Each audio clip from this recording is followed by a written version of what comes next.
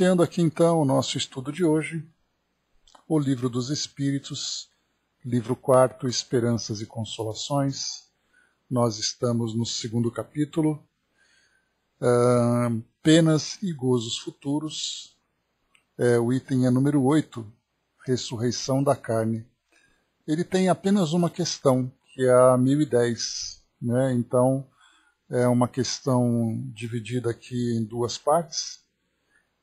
E Kardec traz um comentário e, naturalmente, nós iremos também para a interpretação de Miramês. Bom dia, Didimar.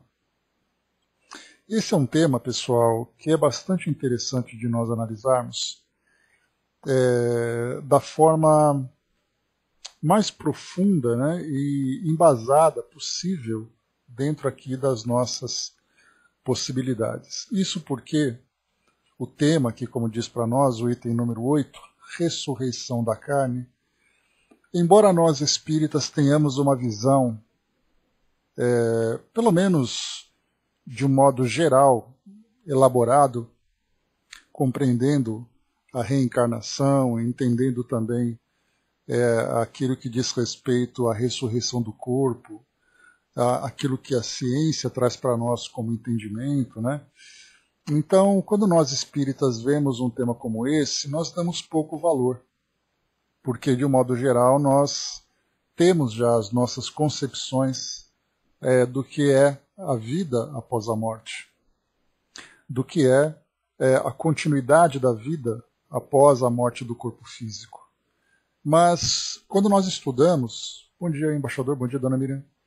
Quando nós estudamos, e esse é o objetivo exatamente dos nossos estudos, é entendermos não apenas aquilo que a doutrina fala, mas entendermos também aquilo que o mundo todo pensa, né?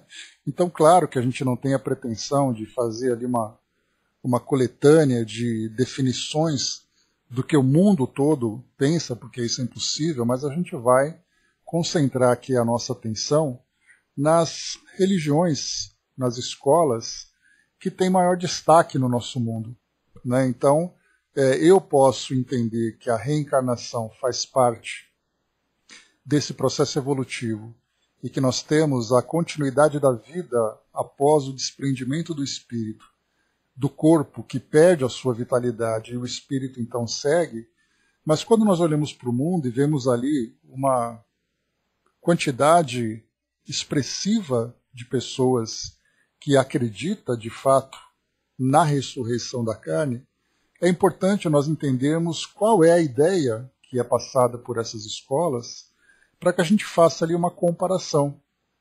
Porque o nosso objetivo não é apenas conhecer a doutrina espírita, mas é como a doutrina espírita também observa as demais crenças, porque nós não estamos formando uma arca de Noé, onde somente os espíritas ficarão. Nós estamos falando de uma proposta filosófica que tem o objetivo de fazer com que o mundo, todas as pessoas encarnadas e desencarnadas, se esclareçam com relação às leis que regem nossa existência.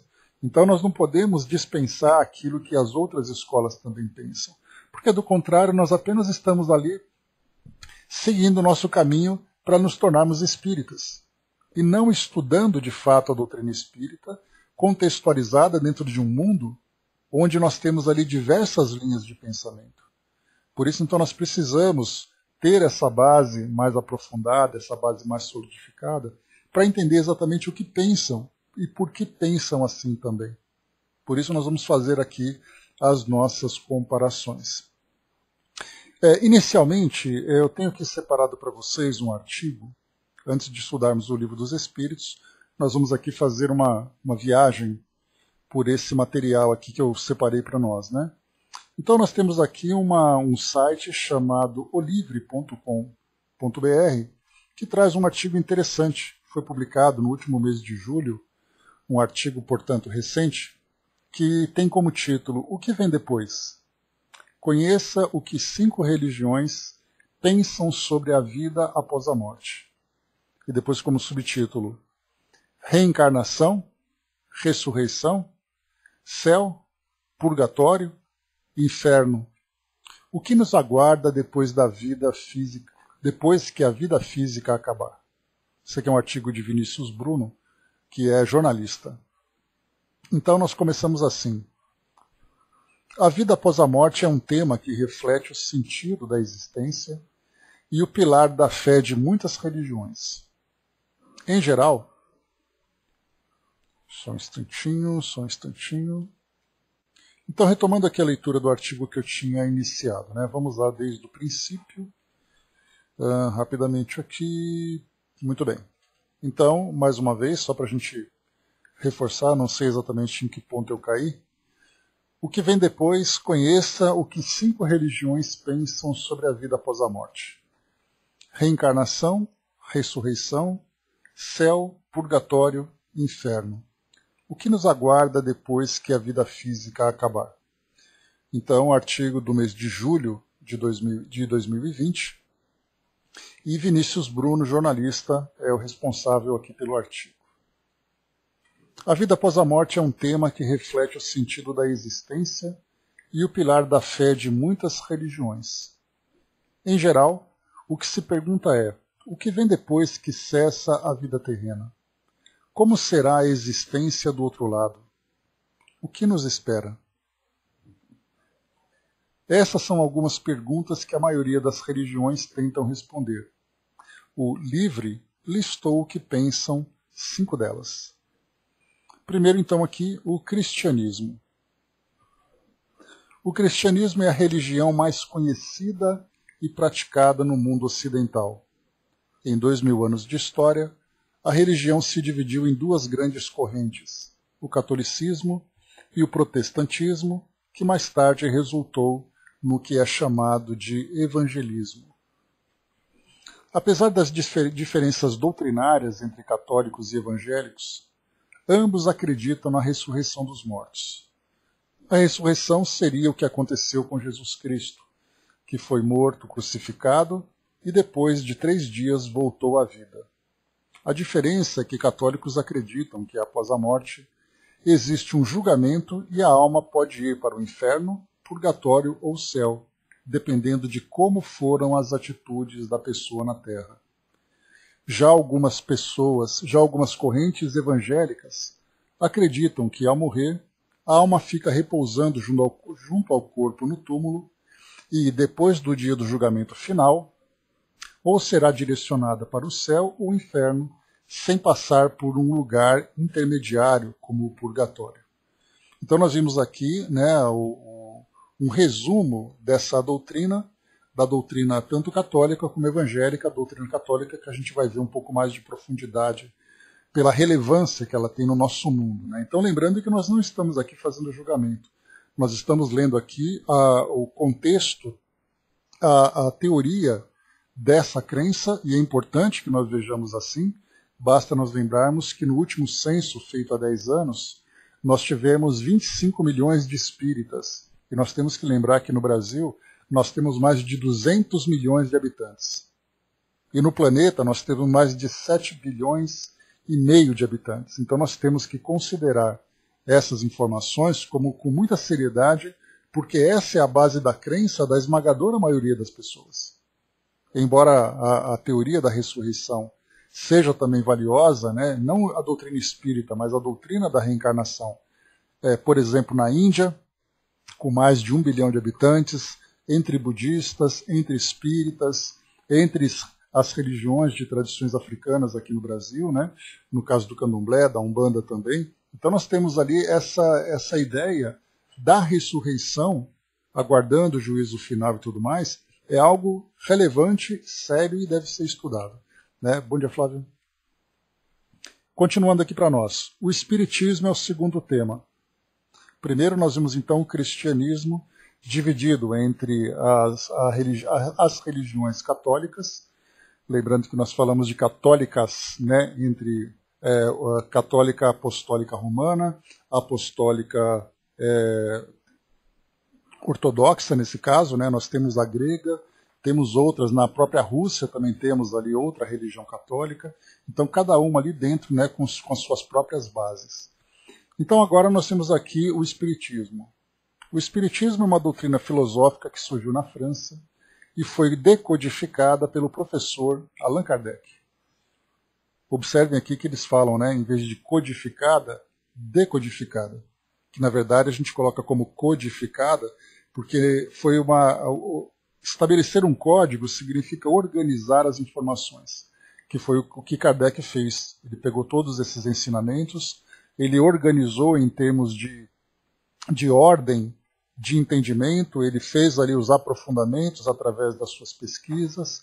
Por isso, então, ele é um codificador e não um decodificador, como é colocado aqui, né? Só que a palavra codificador acaba sendo para muitos ali uma palavra não compreendida. Então, na verdade, os livros da codificação, os livros da doutrina espírita, né, os livros base da doutrina espírita, eles são códigos. Então, são livros que trazem para nós as bases dessa filosofia. Por isso, então, nós temos os livros da codificação. Kardec foi um codificador, porque esses livros formam a base, que são o código da doutrina espírita. E continua. Com muita adesão no Brasil, a religião tem forte ligação com o mundo espiritual e acredita na reencarnação. Essa crença é milenar e faz parte da visão pós-morte de outras religiões. Aqui só mais um detalhe também, né? A religião tem forte ligação com o mundo espiritual. Então a ideia da religião também, da doutrina espírita sendo religião, também é um tema de debates profundos dentro da própria doutrina espírita, porque para muitos é uma filosofia, para outros é uma religião, no sentido tradicional, e para outros é uma religião no sentido de reconectar o homem com Deus. Então nós temos ali várias linhas de pensamento. Herculano Pires, que foi um dos grandes estudiosos da doutrina espírita, coloca a doutrina espírita como naquele tripé: ciência, filosofia e religião.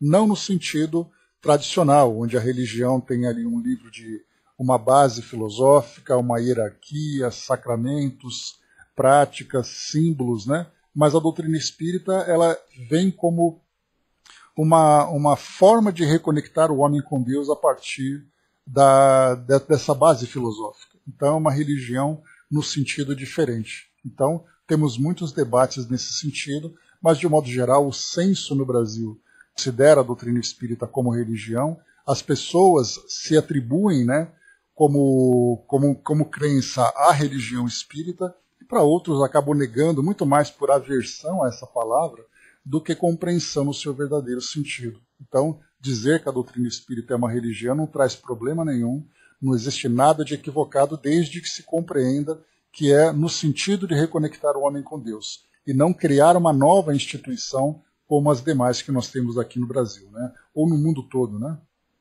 Onde temos lideranças, sacramentos, aquilo tudo que eu comentei. Mas vamos lá. Na visão espírita, a alma após a morte vai para algum lugar com a qual ela possui afinidade energética. Isso pode significar uma infinidade de possibilidades. Contudo, os espíritos em processos de iluminação, em grau mais avançado, vão para locais conhecidos como colônias espirituais, e por lá trabalham, aprendem e praticam boas ações que contam pontos no processo de evolução. Em dado momento, esse espírito, consciente da sua necessidade de novos aprendizados e aperfeiçoamento, passa pelo processo de reencarnação, no qual ele volta à Terra.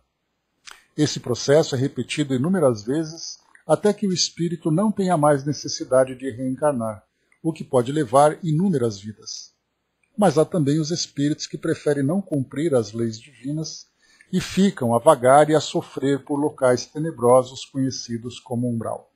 Então aqui é um artigo escrito por um leigo, digamos assim, que a gente viu que escreveu direitinho aqui, um detalhezinho outro ali para ajeitar, e assim como nós encontramos também esses pequenos detalhes a serem ajustados quando ele fala do espiritismo, nós temos que considerar que para aqueles que são de outras religiões também vão encontrar esses detalhezinhos. Mas na essência está tudo direitinho aqui por enquanto.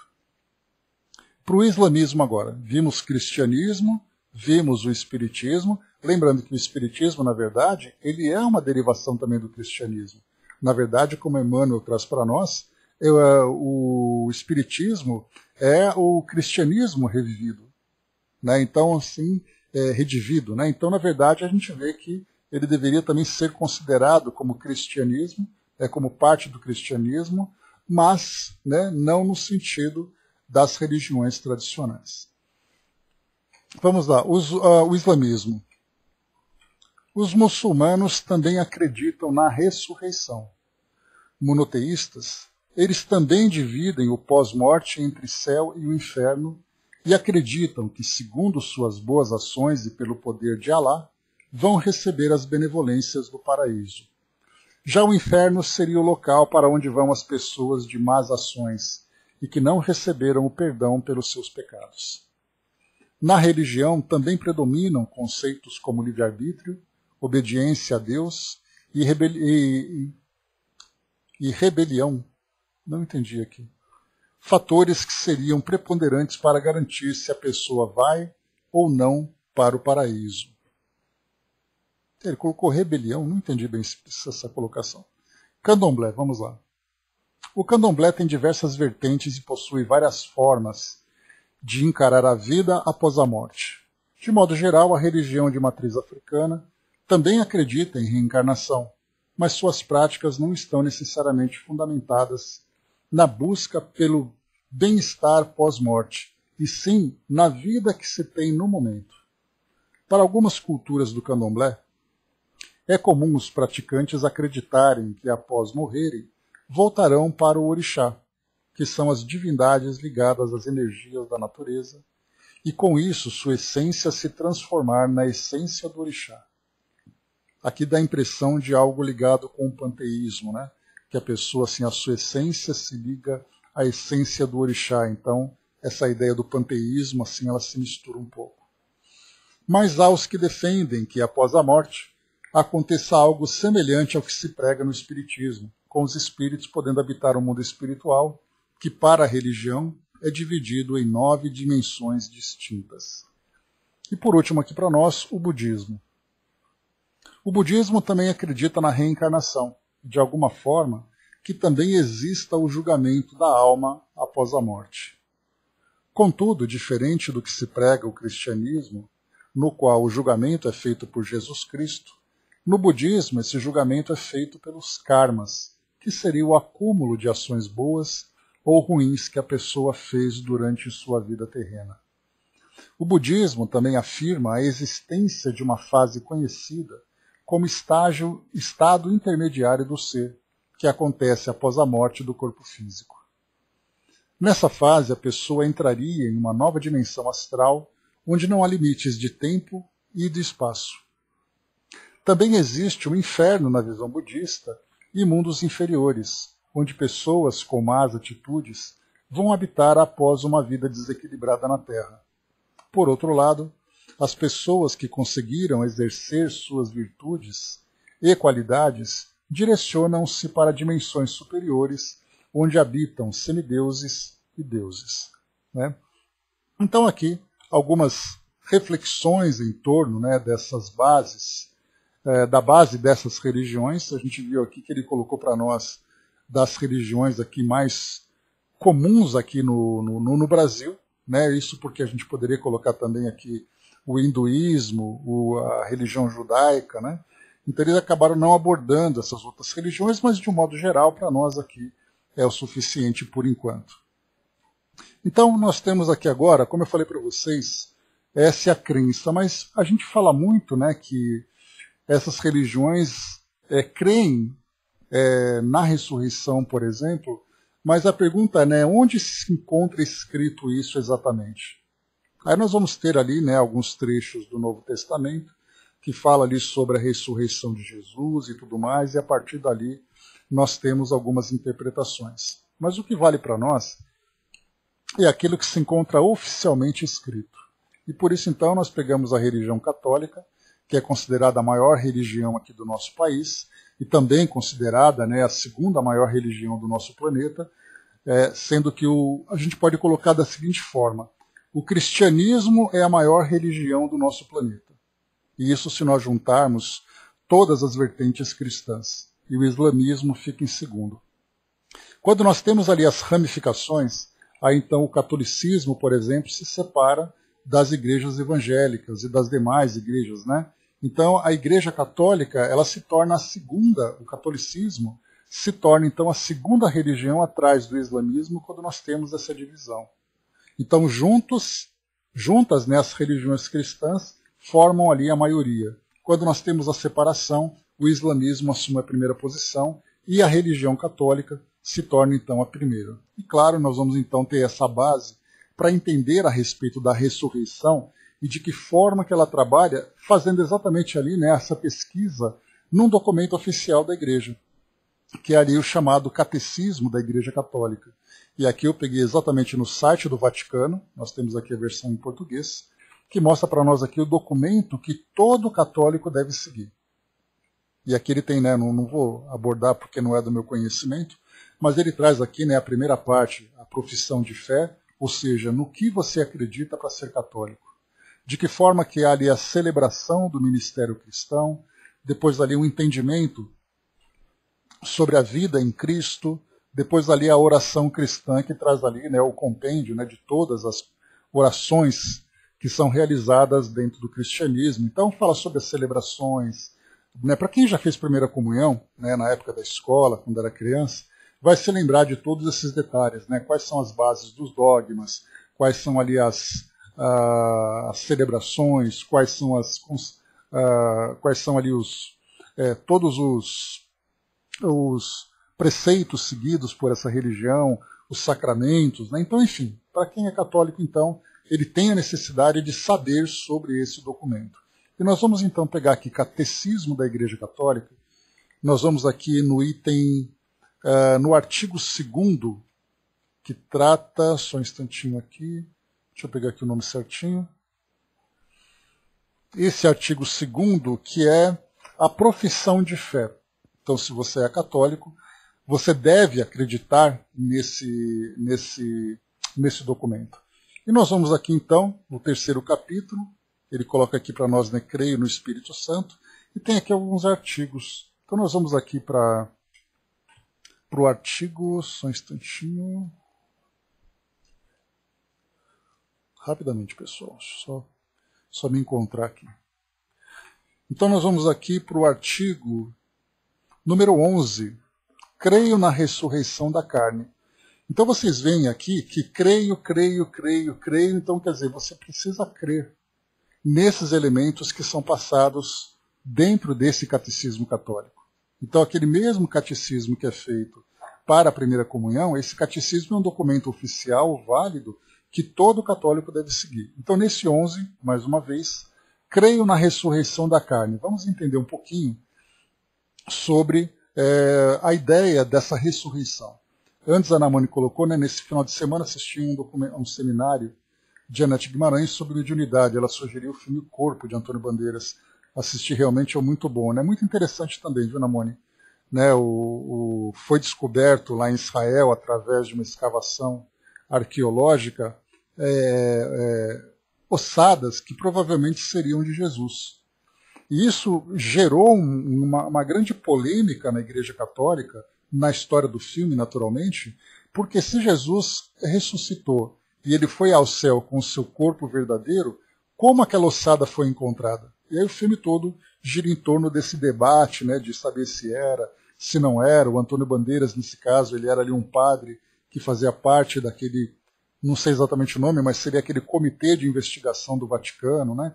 Então, grupos ortodoxos, né, que tentavam sumir com esse osso. Então ficou o debate todo em cima do filme, é bem curioso, né, quando levanta essa ideia. Claro que a igreja não gostou, porque acabou mexendo com um dos seus principais dogmas, né, mas não deixa de ser ali uma linha de raciocínio bem interessante.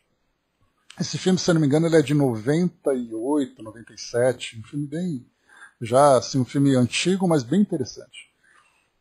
Antônio Bandeiras era quase um garoto naquela época, né? Então vamos lá. Creio na ressurreição da carne. Então nós começamos aqui no artigo 988.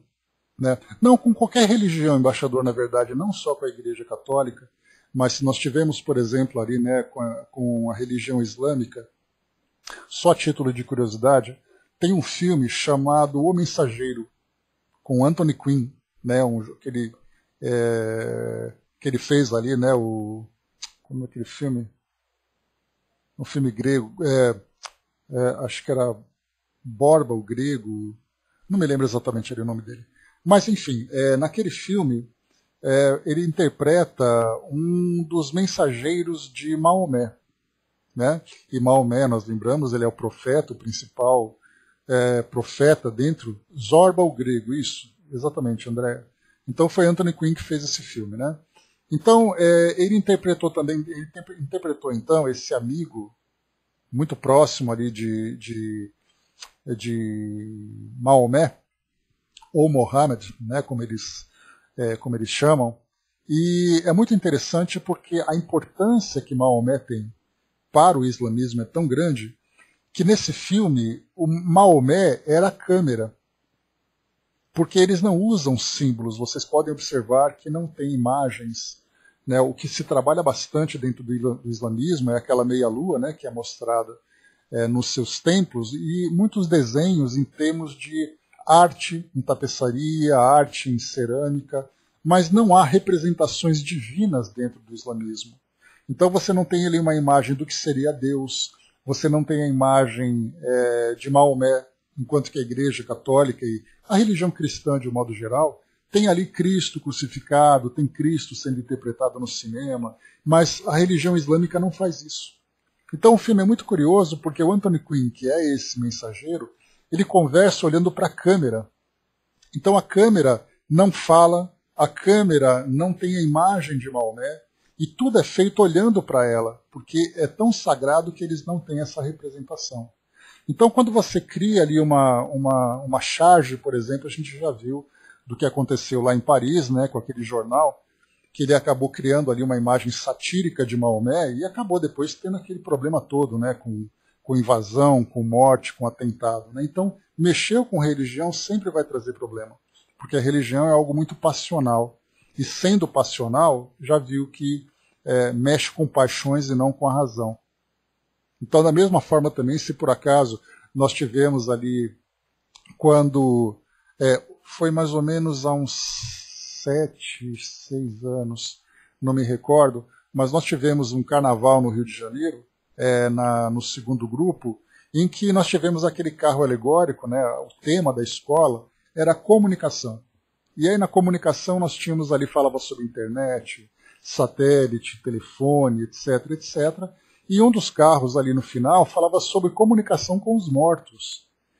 E aí então tinha aquela imagem do Chico, né, aquele carro alegórico com a imagem do Chico, psicografando, e o ator, né, me esqueci o nome dele agora, que representou André Luiz no filme Nosso Lar, era um dos destaques daquele carro. Então, imediatamente, muitos espíritas exigiram uma posição da Federação Espírita Brasileira para que se manifestasse contra isso, porque o carnaval não era local para a manifestação da doutrina espírita. Né? O Pietro... Coloca o nome completo dele, Dudu, que eu estou aqui com... Minha memória hoje não está boa, o tempo está nublado, a memória também está. Eu esqueci o nome dele completo, por gentileza, pessoal.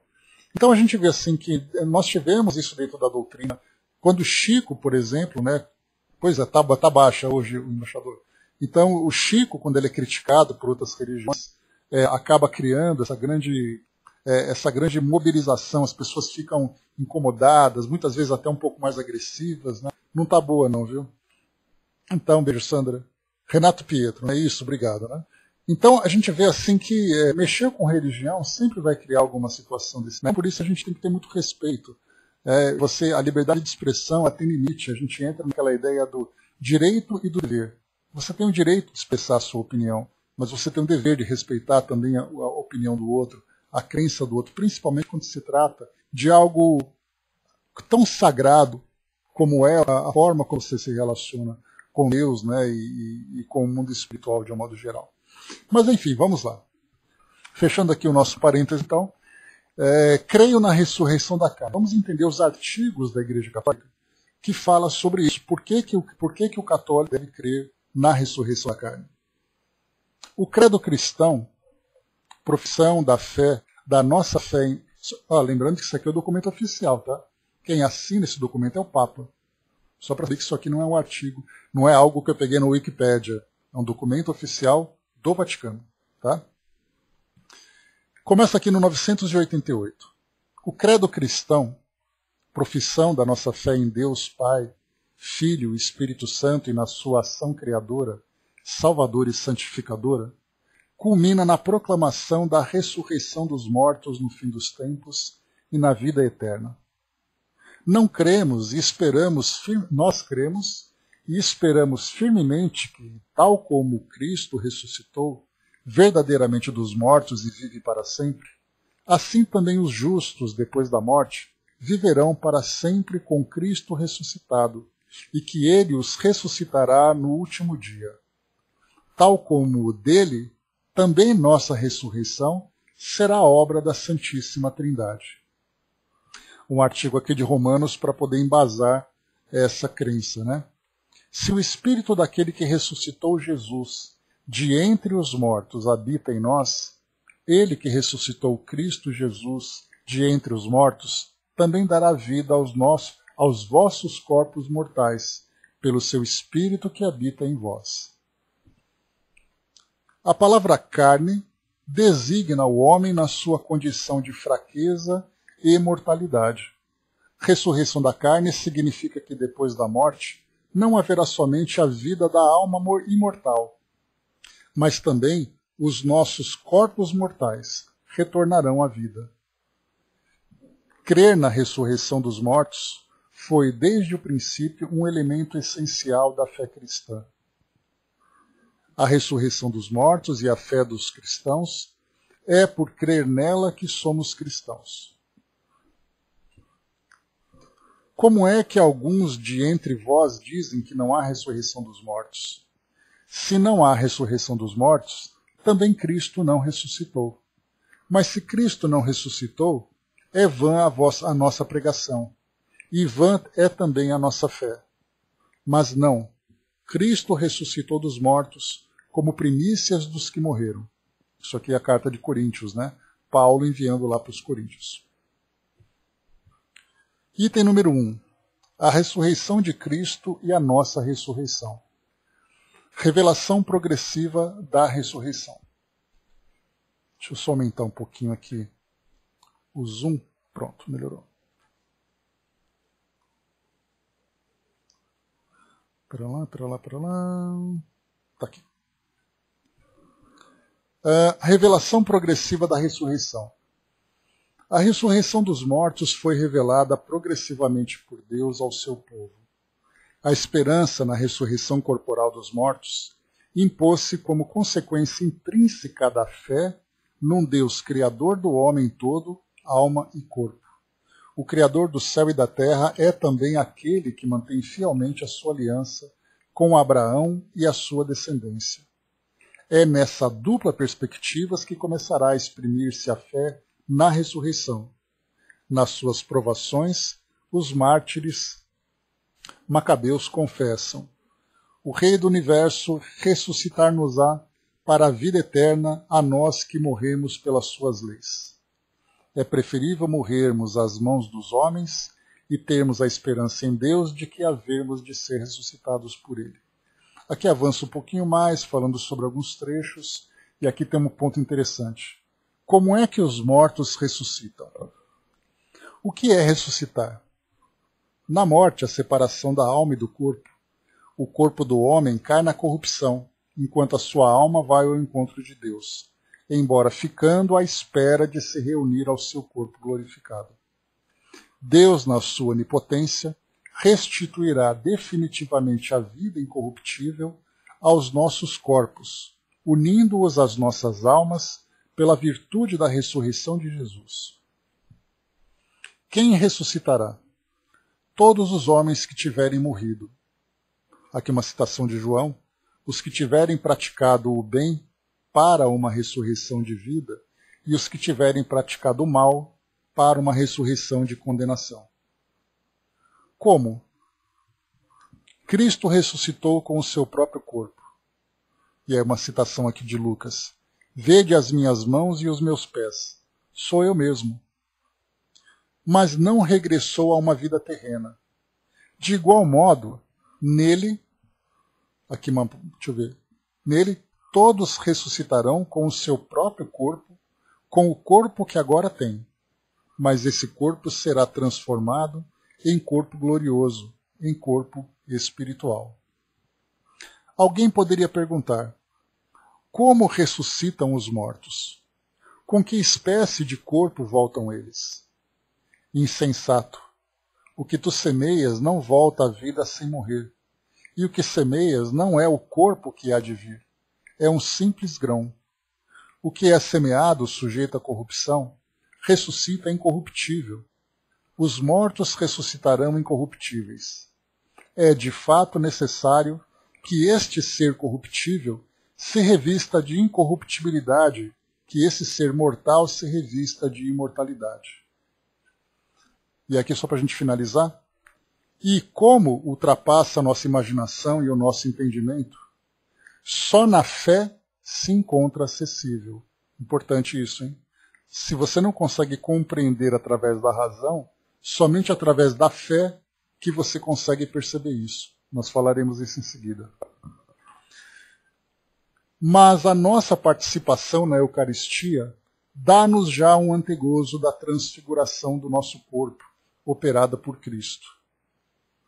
Assim como, depois de ter recebido a invocação de Deus, o pão que vem da terra deixa de ser o pão ordinário, e é a Eucaristia constituída por duas coisas, uma terrena, outra celeste.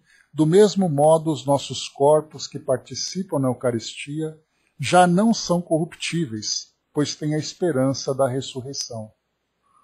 Quando isso vai acontecer? Definitivamente no último dia. No fim do mundo.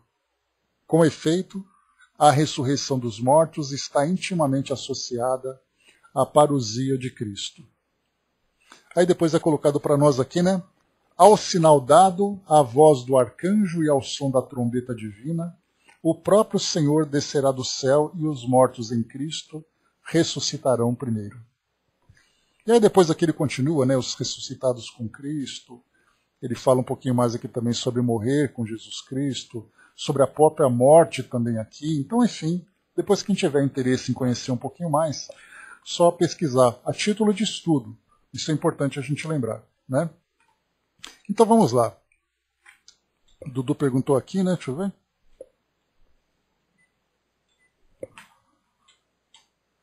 Se eu nunca pensei em ser padre quando mais novo, né? Pois é, naquela época de criança eu queria ir para o seminário, né? Mas vamos lá. O tempo passa, né? É mesmo, Dudu? Eita, nós. Então são amigos de tempos atrás, né? Então, muito bem, meus amigos. Deixa eu ver aqui rapidamente, só um instantinho. Muito bem. Com essa base que eu quis ler para vocês, nós vamos então compreender agora, né, e ver agora aquilo que os espíritos trazem para nós, né, trouxe, na verdade, para as questões de Kardec, né, para o nosso aprendizado, entender um pouquinho mais agora sobre essa questão da ressurreição. Então, mais uma vez, isso que nós lemos agora é um documento oficial. Então, para nós, vamos pensar assim, olha, eu não consigo ver dessa forma a ideia da ressurreição e da vida após a morte. Então isso mostra uma incompatibilidade com os dogmas da Igreja. Mas a gente lembra que nós não estamos falando da nossa opinião, nós estamos analisando a visão de bilhões de pessoas que vivem pelo mundo e acreditam nisso. Então por isso que é necessário que nós vejamos as respostas dos espíritos, mostrando exatamente a importância que a doutrina espírita tem na divulgação desses ensinamentos para modificar algumas interpretações dessas bases dogmáticas, né? Então nós estamos aqui, por exemplo, agora, nesse item número 8, ressurreição da carne. E aí Kardec, na questão 1010, ele traz para nós aqui a questão 1010 e 1011, 1010 e 1010A. Então vamos a ela. O dogma da ressurreição da carne é a consagração da reencarnação ensinada pelos espíritos. Kardec, então, ele faz uma ligação da ideia da ressurreição, né, de você reviver no mundo espiritual, com a ideia da reencarnação. Vamos aqui então, a resposta dos espíritos. Como quereis que seja de outro modo? Dá-se com essa expressão o que se dá com tantas outras que só parecem desarrazoadas aos olhos de certas pessoas que a tomam ao pé da letra e por isso são levadas à incredulidade. Dai-lhe, porém, uma interpretação lógica, e esses a quem chamais livres pensadores a admitirão sem dificuldade, precisamente porque raciocinam. Não vos enganeis, esses livres pensadores nada mais procuram do que crer. Eles têm, como os outros, mais talvez do que os outros, ansiedade pelo futuro, mas não podem admitir o que é absurdo pela ciência. Aí nós lembramos aqui que esse absurdo pela ciência vem exatamente essa ideia. Como é que um corpo que foi decomposto pode ser de novo recriado e depois viver no mundo espiritual como matéria, na ligação entre espírito e matéria? A doutrina da pluralidade das existências se conforma à justiça de Deus. Somente ela pode explicar o que sem ela é inexplicável. Como quereríeis que esse princípio não estivesse na religião? Depois aqui na questão 1010a. Então a Igreja, pelo dogma da ressurreição da carne, ensina a doutrina da reencarnação?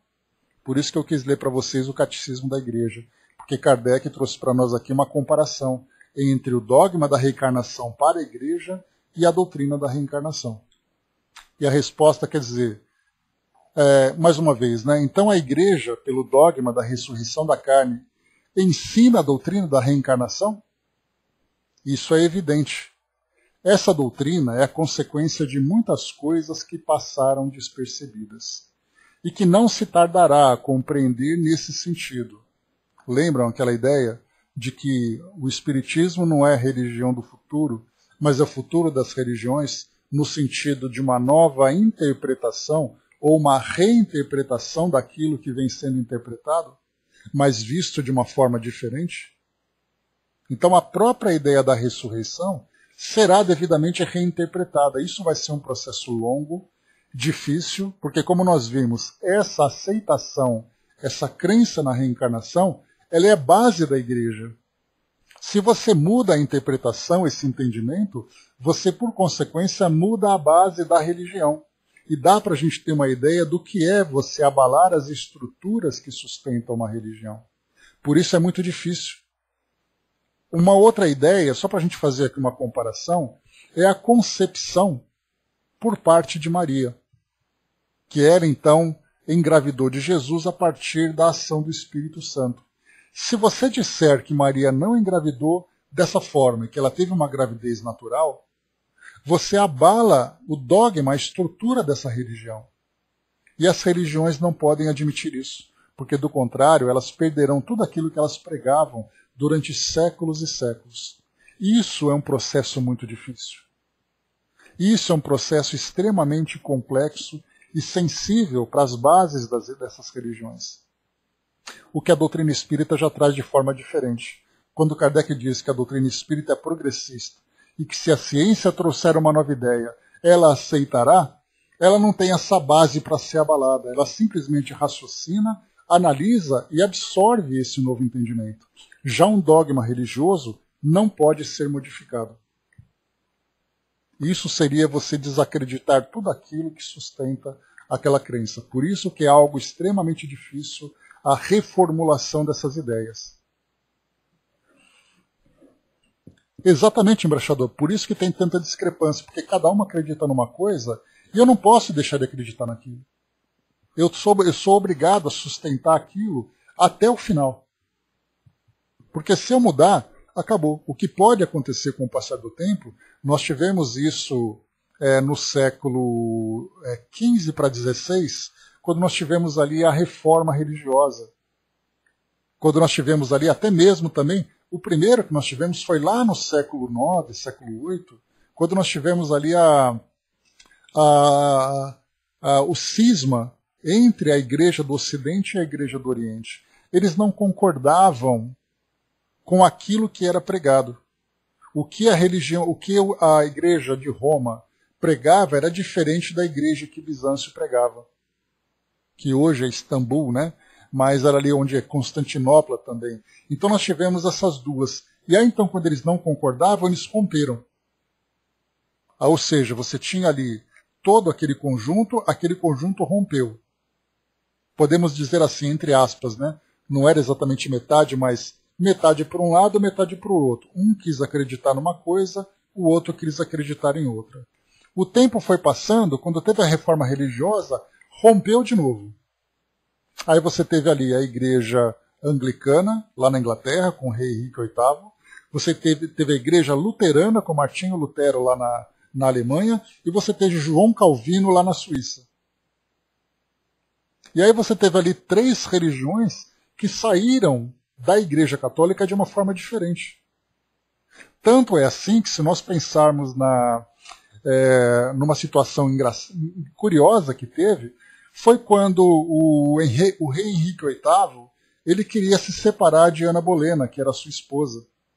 Mas a igreja dizia que o casamento é insolúvel. Isso é um dogma. O que Deus une, o homem não pode separar. Só que então o rei falou assim, então eu vou criar uma religião nova, e na minha religião você pode se separar. E aí então ele separou o casamento e contraiu ali um novo matrimônio. Percebam que a igreja não pode mudar. Então o que acontece? Aqueles que não concordam vão criando dissidências, vão criando novas religiões, mas a igreja permanece a mesma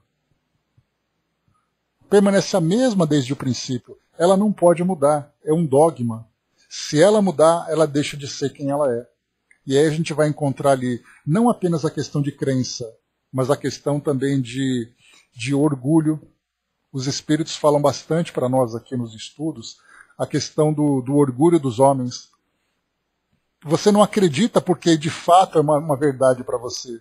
Você tem que acreditar porque do contrário você vai mostrar fraqueza. E é por causa dessa fraqueza, por causa desse orgulho, que o nosso mundo hoje muitas vezes se prende em tantos equívocos. Esse é um detalhe valioso. Mas vamos em frente aqui que a gente estava lendo, né? Então, a igreja, o dogma da ressurreição ensinada pela igreja, né? Ou seja, né? Então a igreja, pelo dogma da ressurreição da carne, ensina a doutrina da reencarnação? Isso é evidente.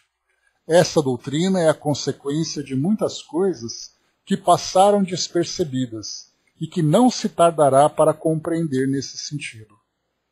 Dentro em pouco se reconhecerá que o Espiritismo ressalta a cada passo do próprio texto das Escrituras. Ou seja, aquilo que a doutrina espírita traz para nós como compreensão das leis de Deus estão, na verdade, nos próprios ensinamentos mal interpretados. Com o passar do tempo, essa reinterpretação vai trazer essa nova visão. Mas aí, mais uma vez, vai depender do quê? Dos homens admitirem os seus erros. Os erros no sentido de nova interpretação, o que é algo muito difícil, como a gente já viu. Os espíritos não vêm, portanto, subverter a religião. Ou seja, eles não vêm combater aquilo que as religiões hoje são, como pretendem alguns, mas, pelo contrário, vêm confirmá-la, sancioná-la através de provas irrecusáveis. E como é chegado o tempo de substituir a linguagem figurada, falam sem alegorias, dando às coisas um sentido claro e preciso que não possa ser objeto de nenhuma falsa interpretação. Eis porque, dentro de algum tempo, tereis mais pessoas sinceramente religiosas e crentes do que as que tendes hoje. Então, quer dizer, dentro de algum tempo, né, aqui essa resposta foi dada por São Luís, né, seguindo ali aquelas respostas anteriores que nós vimos, né, no item anterior lá, São Luís sempre presente ali trabalhando com as respostas, com as orientações. E aqui é curioso, nós temos aqui uma nota de rodapé trazida por Herculano Pires. Um dia nós falaremos sobre Herculano Pires e a importância dele para o Espiritismo. Emmanuel comentou que Herculano Pires foi o melhor metro que mediu Kardec. Ou seja, foi aquele maior estudioso que teve ali as condições de trazer realmente aquilo que Kardec apresentou. E Herculano Pires coloca para nós assim: essa versão que nós estamos estudando do Livro dos Espíritos é uma tradução dele, né, diga-se de passagem. Essas respostas de São Luís confirmam a natureza religiosa do Espiritismo. Quando ele fala que confirma a natureza religiosa, muitos daqueles que não veem o Espiritismo como religião começam então a criticar a opinião de Herculano Pires. E ele defende. Eu tenho uma versão impressa do Livro dos Espíritos, de 1975, se eu não me engano, que é a tradução de Herculano Pires. E na sua introdução, ele reforça exatamente essa ideia do Espiritismo ser ciência, filosofia e religião. Ele defende isso. E mais uma vez a gente viu que muitos não defendem, muitos criticam porque não entendem dessa forma. Mas ele coloca: essas respostas de São Luís confirmam a natureza religiosa do Espiritismo, ressaltada por Kardec no item 8 da conclusão, em que a doutrina é apresentada como desenvolvimento histórico do cristianismo. Estranham alguns que o espírito use o título de santo, porque São Luís assinou, né? Mas é evidente que o usa como meio de identificação. Aliás, como ensina Kardec, os títulos terrenos nada representam para os espíritos superiores, podendo ser usado por eles quando se fizer necessário, como neste caso. E aqui depois, então, Kardec, concluindo, analisando aqui, comentando, na verdade, essas duas respostas apresentadas, ele diz assim para nós. Aqui Kardec ele vai trazer uma reflexão que ele reforça depois ao estudarmos o livro O Céu e o Inferno. Eu não peguei lá O Céu e o Inferno porque é um texto longo, né? E aqui Kardec ele faz esse comentário e a partir desse comentário ele desenvolve com mais profundidade no Céu e o Inferno, lá na primeira parte, né? A primeira parte ele trabalha principalmente com os dogmas, né? E faz ali uma comparação céu, inferno, purgatório, proibição da evocação dos mortos, anjos e demônios e tudo mais. Então ele faz ali uma discussão a respeito desses dogmas. E na segunda parte, que é aquela parte que a gente sempre gosta, né, que tem ali as entrevistas, mais de 60 entrevistas com aqueles espíritos, né, em espíritos felizes, condições medianas, espíritos criminosos arrependidos, etc, etc. Mas vamos lá, Kardec aqui traz um resumo então nesse trecho. A ciência mostra a impossibilidade da ressurreição segundo a ideia vulgar. Se os despojos do corpo humano permanecessem homogêneos, embora dispersados e reduzidos a pó, ainda se conceberia a sua união em determinado tempo. Mas as coisas não se passam assim. O corpo é formado por elementos diversos: oxigênio, hidrogênio, nitrogênio, carbono, etc. Pela decomposição, esses elementos se dispersam, mas vão servir à formação de novos corpos. E isso de tal maneira que a mesma molécula, por exemplo, de carbono, entrará na composição de muitos milhares de corpos diferentes. Não falamos senão dos corpos humanos, sem contar o dos animais. Dessa maneira, um indivíduo pode ter em seu corpo moléculas que pertenceram aos homens dos primeiros tempos. Aqui Kardec diz o seguinte, né?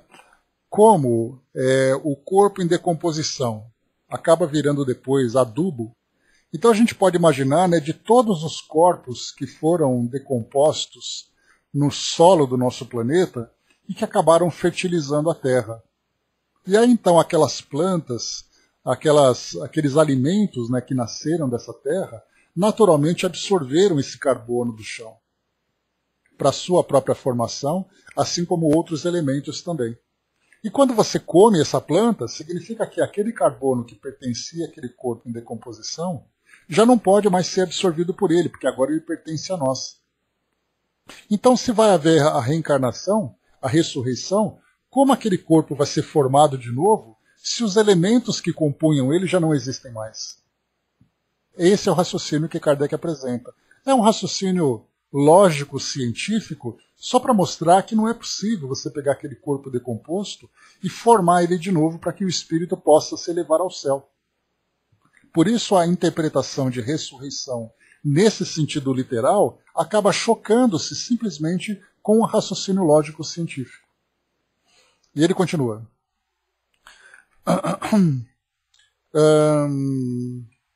Sendo a matéria de quantidade definida e suas transformações em número indefinido, como poderia cada um desses corpos reconstituir-se com os seus mesmos elementos? Há nisso uma impossibilidade material. Não se pode, portanto, realmente admitir a ressurreição da carne, senão como uma figura simbolizando o fenômeno da reencarnação. E então nada há que choque a razão, nada que esteja em contradição com os dados da ciência.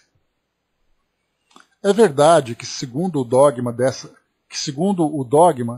essa ressurreição não deve acontecer senão no fim dos tempos, enquanto, segundo a doutrina espírita, ocorre todos os dias. Mas não há também nesse quadro do julgamento final uma grande e bela figura que oculta, sob o véu da alegoria, uma dessas verdades imutáveis que os céticos não rejeitarão quando forem conduzidas à verdadeira significação? Que se medite bem a teoria espírita sobre o futuro das almas e sobre a sorte, em consequência das diferentes provas que devem sofrer, e se verá que, com exceção da simultaneidade, o julgamento em que são condenadas ou absorvidas não é uma ficção como pensam os incrédulos. Consideremos ainda que ela é uma consequência natural da pluralidade dos mundos, hoje perfeitamente admitida, enquanto, segundo a doutrina do julgamento final, a Terra é considerada como o único mundo habitado.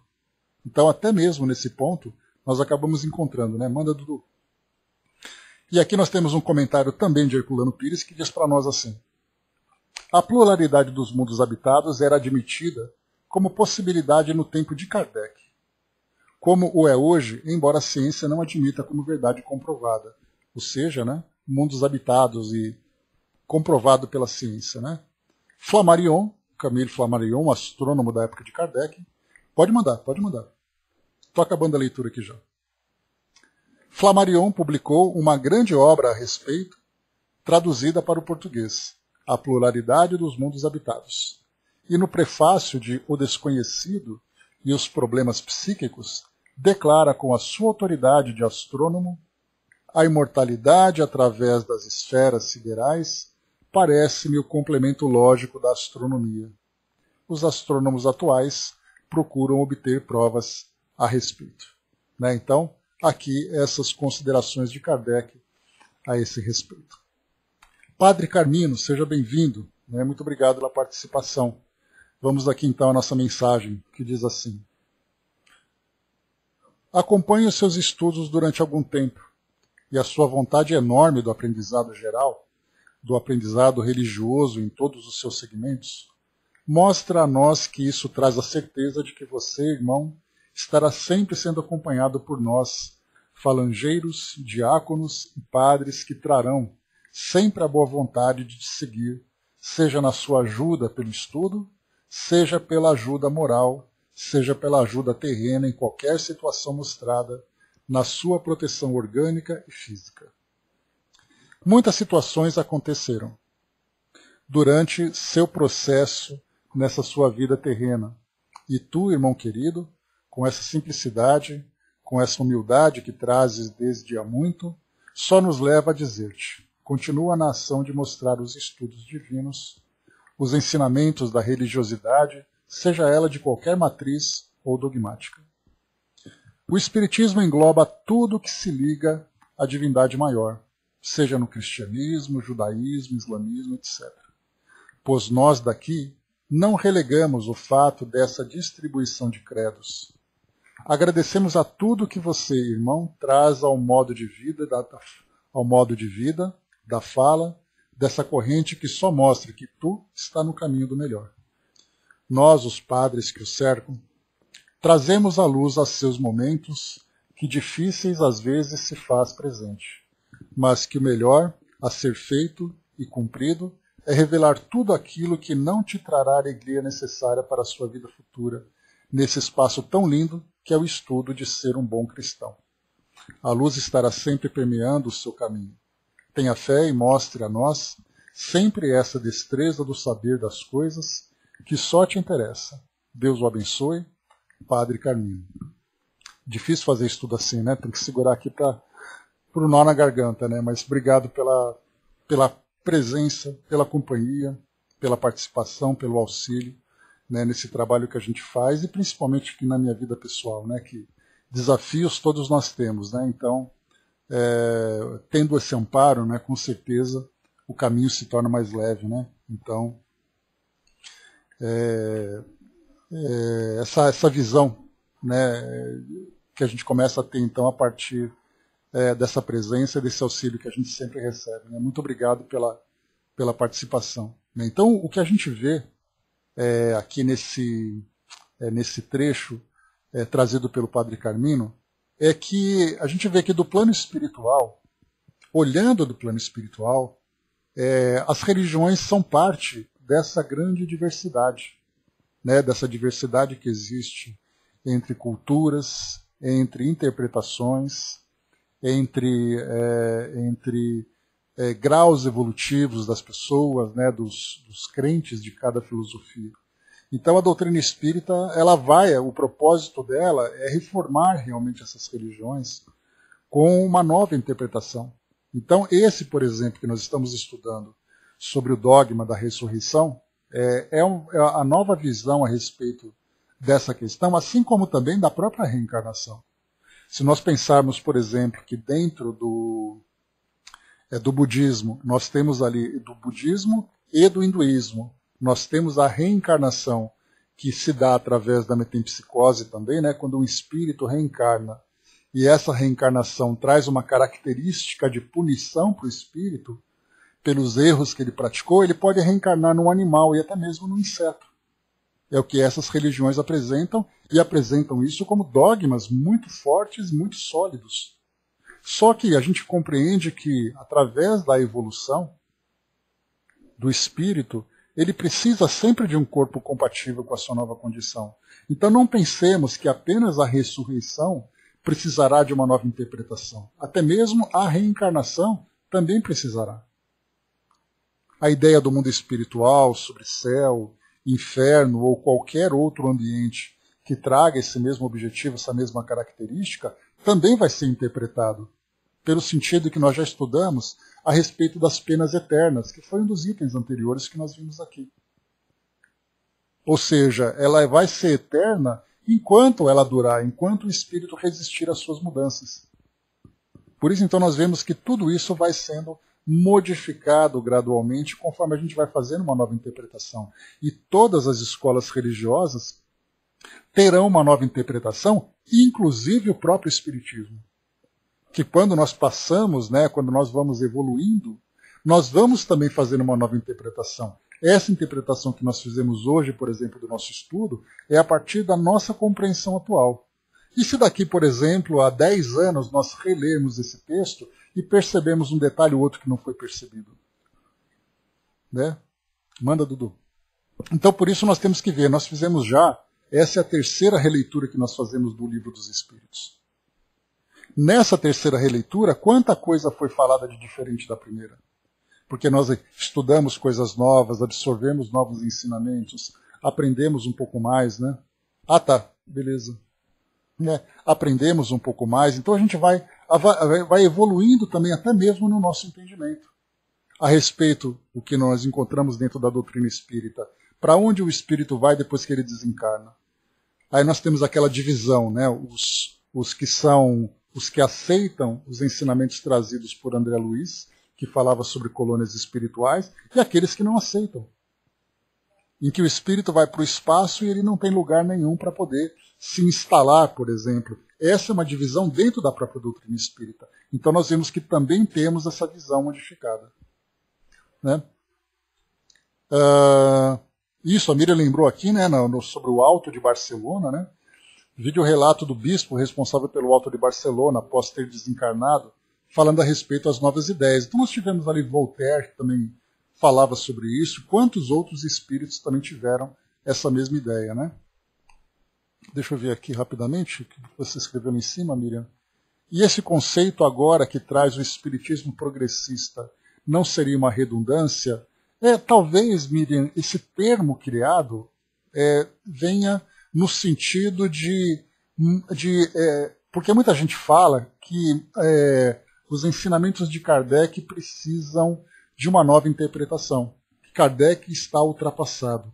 Esse é um argumento muito presente que nós vemos, né, em alguns artigos que são publicados. Então esse espiritismo progressista muitas vezes seria aqueles que vão modificar algumas interpretações a respeito dos ensinamentos de Kardec, ou mesmo trazer ali novos conceitos que são contrários àquilo que Kardec apresentou.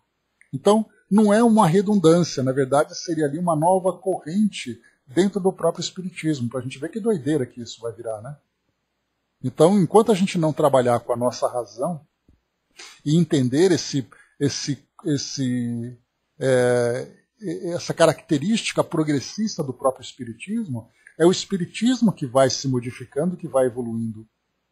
E não simplesmente criar novas correntes divisionistas, né, Flávio, para trazer para nós novos espiritismos. Que a gente tem ali espiritismo kardecista, espiritismo emanuelista, espiritismo não sei o quê, cada um dos nomes que vão sendo apresentados para nós, né? Então, a Gilda colocou lá em cima, né? O modo como eu leio, né? Você não sabe o esforço que é, Gilda. Tem que ler respirando junto, né? Para não engasgar. Porque não é fácil não, né? Mas vamos lá. Aqui o Hermes colocou, né? Talvez seja impressão minha, né? Mas noto que a voz dele parece um pouco cansada, né? Não, tranquilo, Hermes. Vamos lá. Então, pessoal, é isso, né? O que a gente vai analisar a respeito desse ponto. E para a gente poder fechar aqui com o Miramês, ele diz assim para nós. Vamos lá. Miramês coloca assim como comentário, só para a gente poder concluir esse trecho, né? O Hermes colocou, né? Deixa eu ver. Colocações pessoais a respeito de conceitos que não entendem ainda a profundidade dos ensinos de Kardec, né? Ou melhor, dos espíritos, né? Pois é, a gente já tem essa questão, né, de interpretação, porque nós somos, né, os espíritos, por mais claros que eles sejam nas suas colocações, eles ainda apresentam para nós conceitos que nós não compreendemos. Né? Então, o que quer dizer isso? Que eles falaram para nós a realidade que é vista do plano espiritual. E nós analisamos a partir da nossa perspectiva terrena. Isso mostra ali um choque entre aquilo que eles falam e aquilo que nós entendemos. Daqui a pouco os espíritos vão dizer, né? Vocês entenderam ou quer que desenhemos?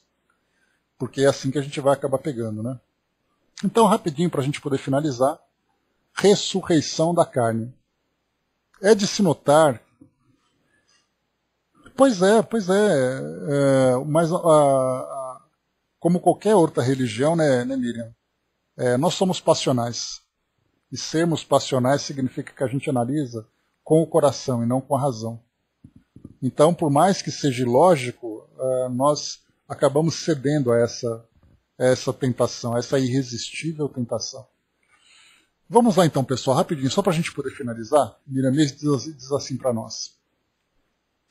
É de se notar que a ressurreição da carne se processa, mas de maneira diferente da que se comenta nos meios religiosos, onde se tomam como verdade alegorias que escondem uma posição que verdadeiramente se deve entender.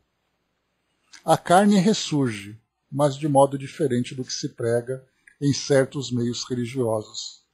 Os elementos que compõem o corpo somático, o corpo físico, né, com a morte deste, desagregam sua sociedade, da qual o espírito era comandante, para integrar outros corpos onde forem chamados pela natureza. Mudam-se as formas pelas bênçãos de Deus para a renovação e mesmo a espiritualização da matéria. O veículo da ascensão é o movimento. Nada para na vida, pois ela tem o hálito do Criador que insufla energia na sua profundidade primitiva, que somente ele sabe fazer. Se podemos dizer, É bom que se fale. A reencarnação se processa em tudo, porque tudo que existe muda de corpos com o objetivo de crescer no esplendor da vida e da alma, que não se dissolve pela morte do corpo. Segue a lei de mudanças de veículos quantas vezes forem necessárias para sua purificação no tocante à harmonia do espírito. Deves destruir o irreal, deves esquecer o negativo, porque a mente é poderosa no que se refere a criar. Ela cria e alimenta sua criação. Quantas pessoas sofrem com as suas próprias imagens, formas, pensamentos que criaram e que alimentam? O Satanás, por exemplo, é uma figura em que, comparando com o espírito ignorante, é uma figura em se comparando com o espírito ignorante. Se formos acreditar no que falamos aos que não compreendem, esse Satanás teria os mesmos poderes de Deus, por estar em toda a parte do mundo, no mesmo instante e sempre perseguindo as criaturas divinas, sem que Deus pudesse eliminá-lo. E qual é a obsessão dos meios espíritas? Por vezes, qual a obsessão nos meios espíritas? Por vezes não existe tal acompanhamento com as pessoas, mas os menos esclarecidos acham que tudo que ocorre de desequilíbrio com os doentes é obsessão, embora às vezes seja o próprio encarnado que atrai os espíritos inferiores. O trabalho dos espíritas deve mudar de rumo em certas circunstâncias, doutrinando o encarnado, educando-o e instruindo-o acerca das leis espirituais, pois o acompanhamento espiritual se faz por sintonia.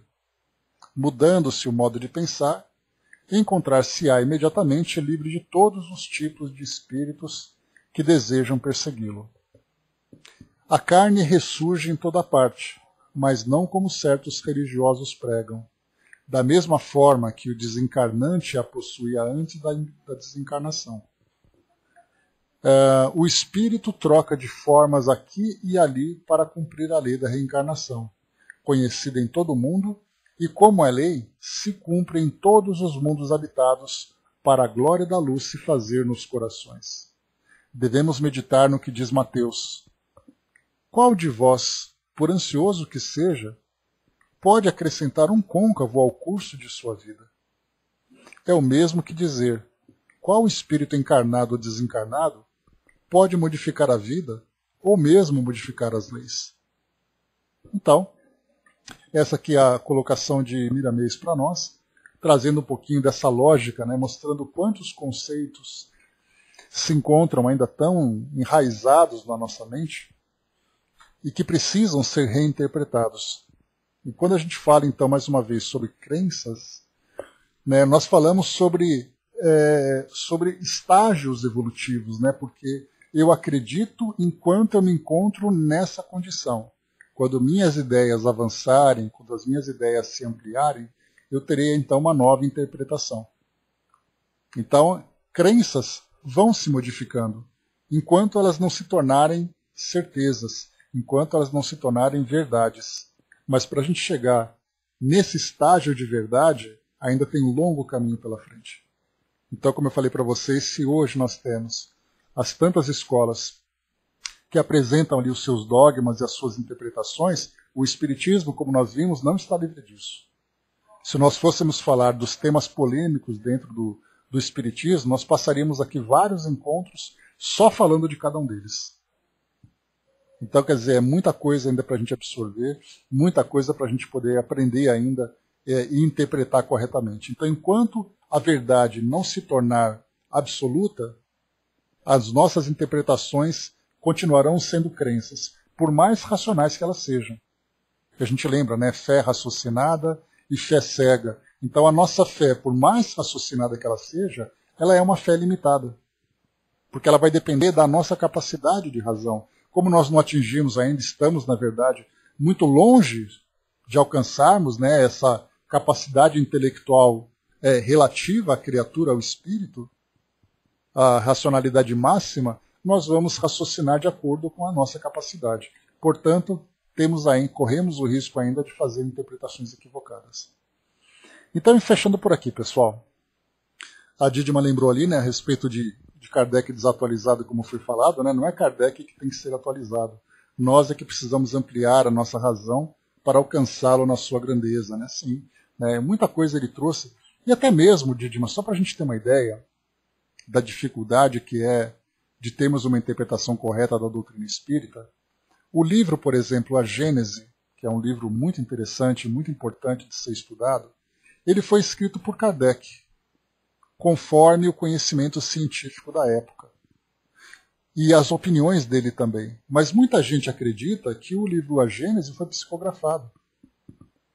Então nós já tivemos pessoas que dizem assim, olha, mas os espíritos se equivocaram quando o livro foi escrito. Na verdade foi Kardec que escreveu de acordo com o que ele compreendia.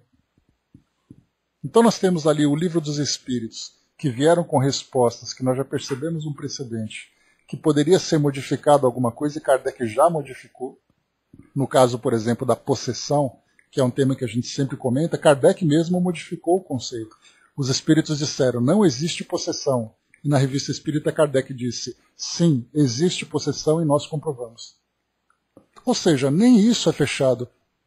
Mas a gente carrega dentro de nós ainda esse conceito da palavra de Deus. Ou seja, tudo que está na Bíblia é verdadeiro e é absoluto.